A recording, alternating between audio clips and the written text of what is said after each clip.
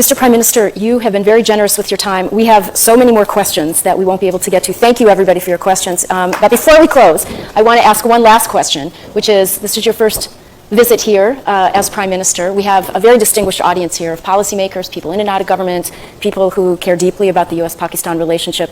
What final message would you like to leave as a closing thought for everyone? My message from my first trip as the Prime Minister to the US, I would like to have a relationship between the two countries of mutual trust. I would like to have a relationship as equals, of friendship, not as it has been before, that where Pakistan has sort of been, it's like Pakistan wanting aid from the US, and then as for aid, Pakistan is expected to do certain things.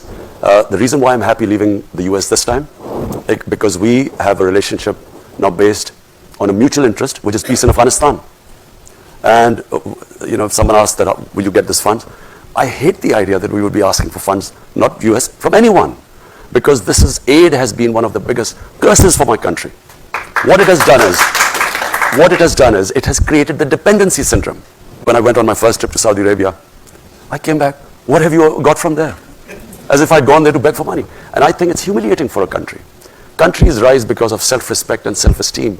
No countries rise by begging and borrowing for money. So my relationship with the US would be, I would like a relationship with, a dignified relationship with the US, where never again should we ever have that humiliating phase. I can tell you as a Pakistani, never did I feel more humiliated when Osama bin Laden was taken out in Pakistan by the US troops. Never did I feel more humiliated, because here was a country which was supposed to be an ally, and our ally did not trust us. So as a Pakistani, for every Pakistani, it was humiliating. We'd never want to be in that same position again.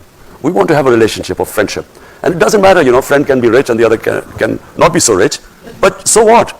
It's about a dignified relationship, and that's what I hope to have for the US.